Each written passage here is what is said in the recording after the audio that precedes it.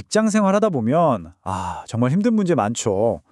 그중에서도 아마 제일 힘든 게 못된 상사 아닐까요? 그래서 오늘은요, 이 골치 아픈 상황을 어떻게 헤쳐나갈 수 있을지 아주 현실적인 생존 가이드를 한번 제대로 파헤쳐 보겠습니다. 혹시 영화 악마는 프라다를 입는다 보셨어요? 진짜 꿈의 직장인 줄 알았는데 앤드리아의 삶이 완전 악몽으로 변하잖아요. 다 그 편집장 미란다 때문이죠. 근데 이게 그냥 영화 속 이야기로만 들리시나요? 왠지 모르게 내 얘긴데 싶으신 분들 분명히 계실 거예요. 매일 아침 눈을 뜨면 또 출근해야 되네 하면서 한숨부터 나오는 분들 계시죠? 회사가 아니라 꼭 전쟁터로 나가는 기분. 근데요, 이거 절대 여러분이 나약해서 그런 게 아닙니다. 이건 구조적인 문제일 수 있어요. 자, 그럼 도대체 이런 못된 상사는 어디서 어떻게 만들어지는 걸까요? 한번 그 속을 해부해보듯이 들여다보죠. 생각해보면 우리는 정말 치열한 경쟁 사회에 살고 있잖아요. 무조건 이겨야 하고 1등만 기억하니까요. 이런 압박감 속에서 어떤 리더들은 자기 자신한테도 또 다른 모든 사람들한테도 엄청나게 가혹한 기준을 들이대게 되는 거죠. 다른 사람의 감정이나 권리 같은 건 뒷전이 되는 겁니다. 이걸 보면 좀 더 구체적으로 이해가 되실 거예요. 이런 상사들의 성장 배경을 보면요, 공통점이 있어요. 어릴 때부터 치열한 입시 경쟁에 시달리고 뭔가를 잘해야만 사랑받고 인정받았던 경험. 칭찬보다는 비판에 더 익숙했던 거죠. 그러다 보니 실수를 용납 못하는 워커홀릭이 되고 자기한테 엄격했던 그 잣대를 고스란히 부하 직원에게도 들이미는 겁니다. 근데 못된 상사라고 해서 다 똑같은 건 아니에요. 여기 보시는 것처럼 크게 4가지 유형으로 나눌 수 있거든요. 첫째, 권력을 남용하고 공포 분위기를 만드는 폭군형. 둘째, 자기만의 왕국을 만들어서 맹목적인 헌신을 바라는 교주형. 셋째, 무조건적인 충성과 복종을 강요하는 억압형. 마지막으로 끊임없이 칭찬과 아첨을 요구하는 자아도취형까지. 듣기만 해도 피곤하죠? 여러분의 상사는 이 중에 어디에 제일 가까운 것 같으세요? 그런데 유형은 달라도 이 3가지는 똑같아요. 첫째, 철저하게 자기중심적이라는 거. 둘째, 부하 직원을 자기 성공을 위한 도구, 그 이상으로 생각 안 한다는 거. 그리고 셋째, 진짜 같이 있기만 해도 사람의 에너지를 쏙 빼놓는다는 거죠. 이게 바로 핵심입니다. 자, 그럼 이런 유독한 상사가 그냥 나만 좀 힘들고 말지 하는 문제일까요? 절대 아닙니다. 이게 개인을 넘어서 회사 전체에 미치는 진짜 비용, 그 대가가 생각보다 어마어마하거든요. 한번 구체적으로 들여다볼게요. 이거 보세요. 정말 놀랍지 않나요? 최근 통계를 보면요, 사람들이 회사를 그만두는 이유 1위가 뭔지 아세요? 바로 인간관계 때문이래요. 돈이나 일이 힘든 것보다도 사람이 힘들어서 떠난다는 겁니다. 정말 뼈아픈 현실이죠.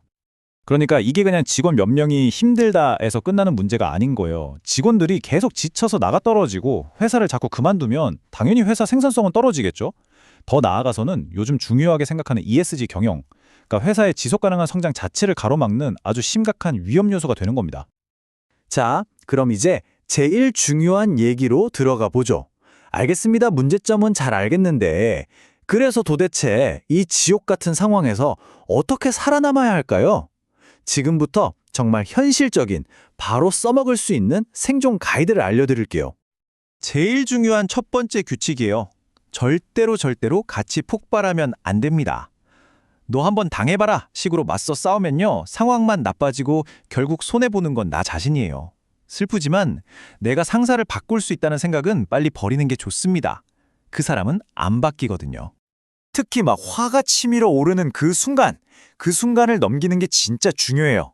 이 3가지 응급처치법을 꼭 기억해 두세요. 첫 번째, 그냥 상사를 소리끈 영화 속 배우라고 생각하고 보는 거예요. 그럼 좀 우스꽝스러워 보이기도 해요. 두 번째, 잠깐 화장실 좀 하면서 일단 그 자리를 피하는 겁니다. 물리적으로 벗어나는 거죠. 세 번째, 입을 살짝 벌리고 몸에 힘을 쭉 빼서 나쁜 기운이 그냥 스쳐 지나가게 두는 거예요. 이 순간만 잘 넘기면 됩니다. 그리고 두 번째 규칙, 우리의 목표를 분명히 해야 합니다. 지금 상사랑 싸워서 이기는 게 목표가 아니에요. 우리의 진짜 목표는 뭐다? 바로 생존에서 탈출하는 겁니다. 이기는 게 아니라 살아남아서 더 좋은 곳으로 가는 거죠. 이 관점을 잃으면 안 돼요. 그럼 장기적으로는 어떻게 버텨야 할까요? 이 5가지 전략이 정말 중요합니다. 일단 감정적으로 휘말리지 않게 딱 업무적인 거리를 유지하세요. 그리고 부당한 지시 같은 건요, 무조건 기록으로 남겨두세요. 나중에 나를 지켜줄 증거가 됩니다. 또 어떤 상황에서도 예의를 잃지 마세요. 트집 잡힐 빌미를 주면 안 되니까요. 하지만 이 모든 것보다 가장 중요한 거, 바로 여러분 자신의 건강입니다. 몸과 마음을 지키는 게 최우선이에요. 자, 이렇게 힘든 시간을 버텨내고 있다면 이 경험을 그냥 힘들었다 하고 끝내기엔 너무 아깝잖아요? 이 최악의 경험에서 우리가 배울 점은 없을까요?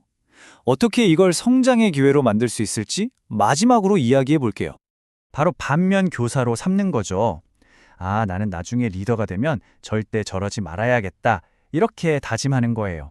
어떻게 보면 최악의 상사는 우리에게 좋은 리더십이란 무엇인가를 가장 확실하게 가르쳐주는 스승일 수도 있습니다. 역설적이죠? 그리고 한번 생각해 보세요. 이런 상황을 견뎌냈다면 여러분은 어디에 가서 뭘 해도 살아남을 수 있는 엄청난 내공을 갖게 되는 거예요. 말 그대로 강철 멘탈이 되는 거죠. 이 경험이 여러분을 훨씬 더 단단하고 또 다른 사람의 아픔에 공감할 줄 아는 사람으로 만들어주고 있는 과정일지도 모릅니다. 마지막으로 이 말을 한번 떠올려 보면 어떨까요? 죄는 미워하되 사람은 미워하지 말라. 물론 말처럼 쉽지는 않죠. 정말 어렵습니다. 하지만 그 사람 자체를 미워하기 시작하면 내 마음만 힘들어지니까 그냥 저 행동이 잘못된 거다 라고 생각의 초점을 조금만 옮겨보는 거예요. 그게 내 마음을 지키는 방법일 수 있습니다. 결국 이 모든 고통과 인내의 시간은 이 질문 하나로 모아집니다. 이 최악의 경험을 딛고 일어선 당신은 미래의 어떤 리더가 될 것인가요? 이 질문에 대한 답을 찾아가는 과정에서 여러분은 분명 더 나은 사람으로 성장해 있을 겁니다.